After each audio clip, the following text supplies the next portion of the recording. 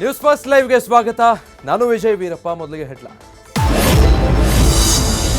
Chitradurga BJP ticket ಕೈತಪ್ಪಿದ್ದಕ್ಕೆ ರಘುಚಂದನ್ ಬೆಂಬಲಿಗರಿಂದ ಸಭೆ. ಜಿಲ್ಲೆಯ ಹೊರಗಿನವರಿಗೆ ಟಿಕೆಟ್ ನೀಡಿದ್ದಕ್ಕೆ ಕೆಂಡಾಮಂಡಲ. ಗೋವಿಂದ ಕಾರಜೋಳ ಬಿಎಸ್ವೈ ವಿರುದ್ಧ ಆಕ್ರೋಶ. ರಾಯಚೂರಲ್ಲಿ ಬಿಜೆಪಿ ಟಿಕೆಟ್ ವಂಚಿತ ತಿಪ್ಪರಾಜು ನೇತೃತ್ವದಲ್ಲಿ ಬಂಡಾಯ ಸಭೆ. ಮಾಜಿ ಎಂಎಲ್ಸಿ ಶಂಕರಪ್ಪ ಮಾತಿಗೆ ಕೆರಳಿದ ಕಾರ್ಯಕರ್ತರು. ಅಮರೇಶ್ವರ್ ನಾಯಕ್ ವಿರುದ್ಧ ಗೋ ಬ್ಯಾಕ್ ಕೂಗಿ ಗಲಾಟೆ.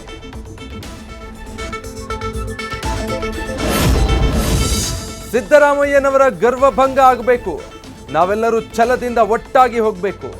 ಕಮಲ ದಳ ಕಾರ್ಯಕರ್ತರಿಗೆ ಸಿದ್ದು ಸೋಲಿಸಲು ಕರೆ ಕೊಟ್ಟ ದೇವೇಗೌಡ.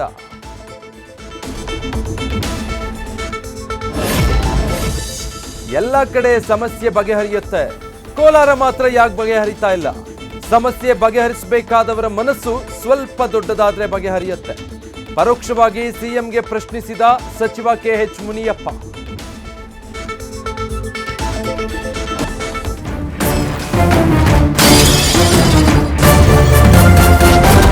ನ್ಯೂಸ್ ಫಸ್ಟ್ ನಿರ್ಭೀತಿಯಿಂದ ನಿಮ್ಮ ಪರವಾಗಿ.